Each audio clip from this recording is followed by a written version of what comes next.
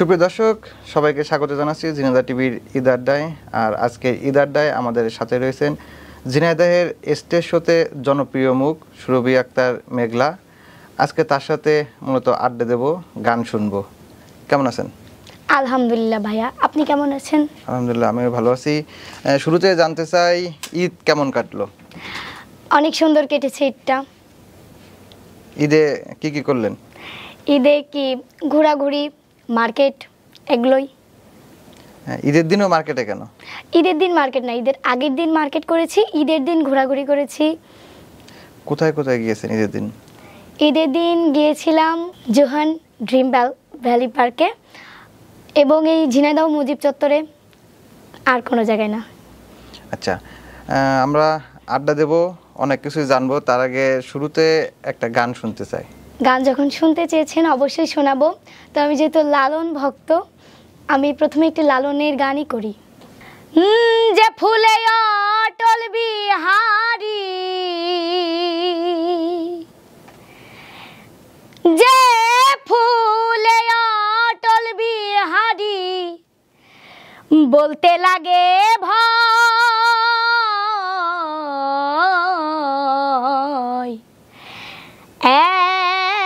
এক ফুলে মর্ম জানতে হয়। যে ফুলে অটল বিহারি, যে ফুলে অটল বিহারি, বলতে লাগে ভয়,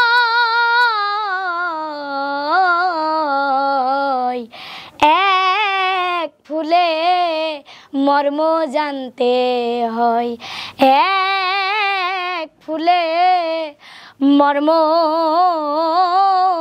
জানতে হয়। ফুলে মধু প্রফুল্লতা, ফলে তার অমৃত সুধা, ফুলে মধু প্রফুল্লতা, ফলে তার অমৃত সুধা, এমন ফুল দুনিয়ায় পয়দা, এমন ফুল দুনিয়ায় পয়দা, জানিলে দুর্গতি যায়, এক ফুলে মর্ম জানতে হয়, এক ফুলে মর্ম জানতে হয়। জন্মপথে ফুলের ধ্বজা, ফুল ছাড়া নয় গুরু পূজা, জন্মপথে ফুলের ধ্বজা, ফুল ছাড়া নয় গুরু পূজা, দরবেশ সিরাজ সাই কয় ভেদ বোঝা, সিরাজ সাই কয় ভেদ বোঝা, লালন ভেড়োর কার্য নয়,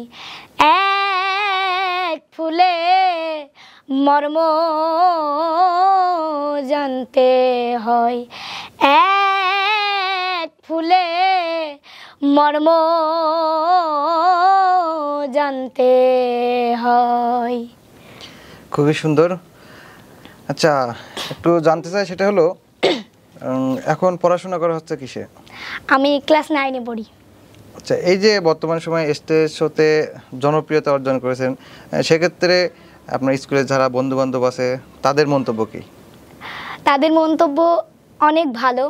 একটাই মন্তব্য যে মেঘলা যদি বড় হয়ে টিভিতে গান করে তো আমরা বলতে পারবো যে সে আমাদের বান্ধবী ছিল, এরকম মন্তব্য। আচ্ছা, স্কুল জীবনের সবচেয়ে মজার ঘটনা কি ছিল? সবচেয়ে মজার ঘটনা, স্কুল জীবনে যখন আমি প্রথম গান করি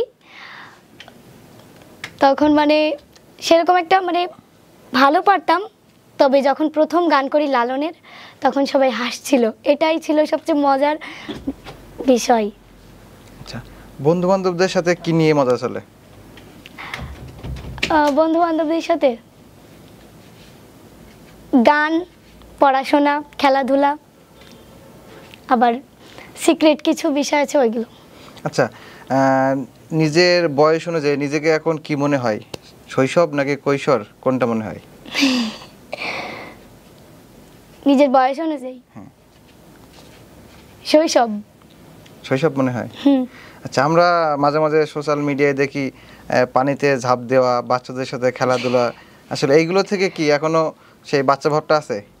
বাচ্চা ভাবটা আছে অল্প অল্প।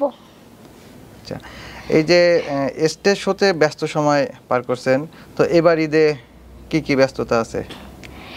এবার ঈদে ব্যস্ততা অনেক আছে। সেটা হচ্ছে যে আজকে আছে ঝিনাইদহতে, আর আগামী কালকে আছে কুষ্টিয়াতে, এরকম অনেক অনেক জায়গায় প্রোগ্রাম আছে। আচ্ছা, এই গানের জগতে আসা কতদিন ধরে? 4 বছর। কাকে অনুসরণ করে মূলত আসা? আমি যেহেতু লোকসঙ্গীত করি, তো লোকসঙ্গীতের ভিতরে যারাই এই জগতে আছে আমি সবাইকেই অনুসরণ করি। বিশেষ করে কাদের অনুসরণ করা হয়? বিশেষ করে লালনের গান যারা করে, যেমন শফি মণ্ডল, তারপরে সমীর বাউল, এনাদেরকে অনুসরণ করি বেশি অনুসরণ করা হয় তাদেরকে। এই যে বর্তমানে যে ব্যস্ত সময় পার করছেন, এটা কি পড়াশোনার কোনো বিঘ্ন ঘটছে কিনা? না, পড়াশোনার কোনোই বিঘ্ন ঘটছে না, কারণ যখন স্কুল খোলা থাকে তখন প্রোগ্রাম খুব কমই করি, আর যখন স্কুল বন্ধ থাকে প্রোগ্রামের চাপটা একটু বেশি বেড়ে যায় এবং বেশি ব্যস্ততার মধ্যে সময়টা পার করি। সঙ্গীত নিয়ে মূলত সামনে প্রত্যাশা কি? সামনের প্রত্যাশা হচ্ছে সঙ্গীত নিয়ে পড়াশোনা করতে চাই এবং নিজেকে মানুষের মতো মানুষ গড়তে চাই এবং একটা বড় শিল্পী হতে চাই। আচ্ছা, এই যে আমরা জানি সম্প্রতি বাংলাদেশ শিল্পকলা আয়োজিত যে গানের প্রতিযোগিতা অনুষ্ঠিত হচ্ছে, সেখানে জেলা পর্যায়ে খ বিভাগ থেকে লোকসঙ্গীত প্রতিযোগিতায় আপনি প্রথম স্থান অর্জন করেছেন। জি, আসলে এইখানের প্রতিযোগিতা কেমন ছিল এবং কি ধরনের ছিল সেটা একটু জানতে চাই। এখানে প্রতিযোগিতা আমার কাছে বেশি একটা হার্ড মনে হয়নি, কারণ যারা বিচারক ছিল তাদেরকে হয়তো আমি চিনতাম না, তারাও আমাকে চিনতো না, এইরকমই হার্ড ছিল না বেশি একটা। আচ্ছা, প্রতিযোগিতায় কি একটাই গান গাওয়া হয়েছিল? একটা গান গাওয়া মানে আমি প্রথম একটি লালনের গান করেছি, বিচারকরা আমাকে বললো যে তুমি আরেকটা গান করো, পরে আমি 2টা গান করেছি। আচ্ছা, প্রতিযোগিতায় যে গানটা গাওয়া হয়েছিল সেই গানটা একটু শুনতে চাই। অবশ্যই, প্রতিযোগিতায় আমি একটি লালনের গান করছিলাম, তো সেটাই করার চেষ্টা করছি। ঘরের কে বা ঘুমায়, কে বা জাগে, কে বা ঘুমায়, কে বা জাগে, কে কারে দেয় খাই সব,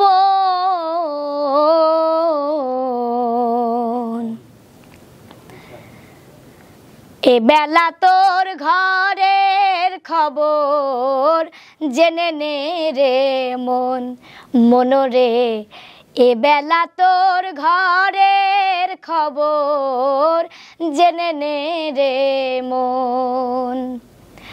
শব্দের ঘরে কে বা রাম দেয়, নিঃশব্দে সে আছে সদাই, শব্দের ঘরে কে বা রাম দেয়, নিঃশব্দে সে আছে সদাই, যেদিন হবে মহাপ্রলয়, যেদিন হবে, যেদিন হবে মহাপ্রলয়, কে কারে করবে দমন, এ বেলা তোর ঘরের খবর জেনে নে রে মন, মনরে, এ বেলা তোর ঘরের খবর জেনে নে রে মন। যে ঘর আমি ঘর বেঁধেছে কোনখানে সে বসে আছে, যে ঘর আমি ঘর বেঁধেছে কোনখানে সে বসে আছে, সিরাত ছাই কয় তাই না বুঝে, সিরাত ছাই কয়, সিরাত ছাই কয় তাই না বুঝে, দিন তো বয়ে যায় লালন,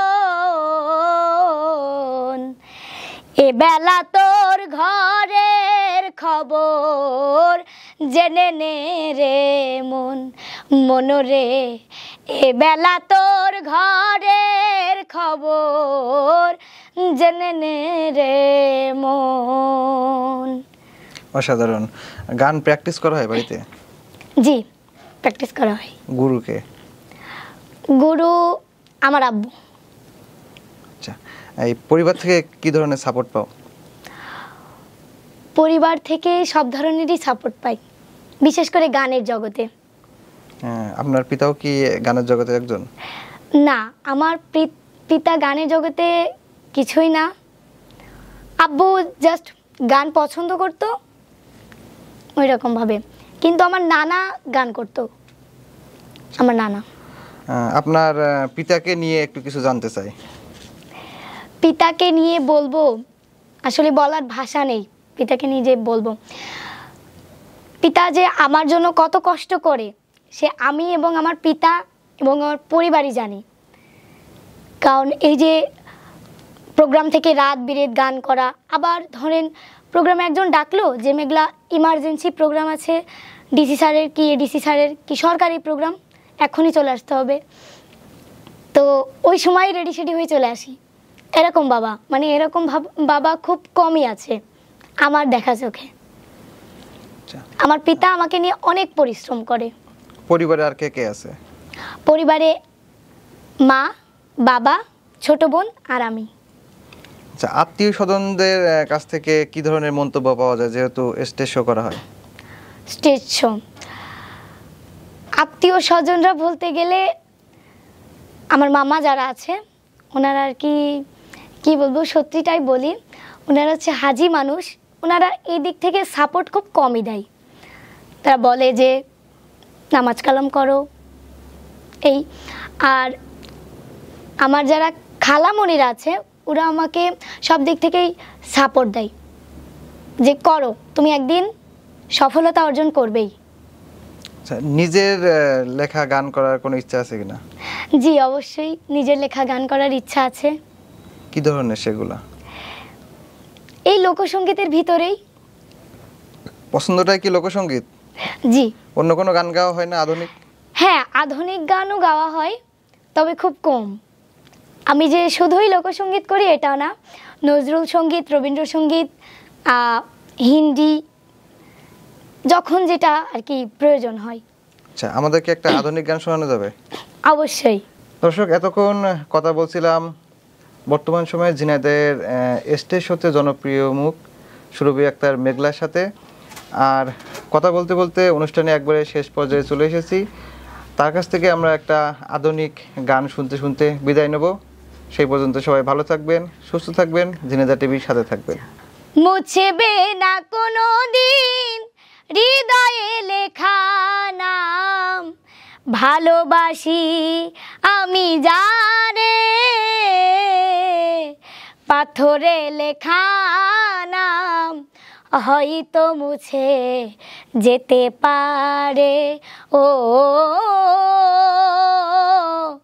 পাথরে লেখা নাম হয়তো মুছে যেতে পারে। পাহাড়ের কান্না ঝরনা হয়ে বৃষ্টি হয়ে ঝরে মাটিতে, হৃদয়ের কান্না কেউ তো দেখে না, হৃদয়ের সাথে মিশে রয়। যত্নে গড়া মন হারিয়েছি কখন, মুক্ত রক্ত চোরা বালু চরে পাথরে লেখা নাম হয়তো মুছে যেতে পারে ও পাথরে লেখা নাম হয়তো মুছে যেতে পারে।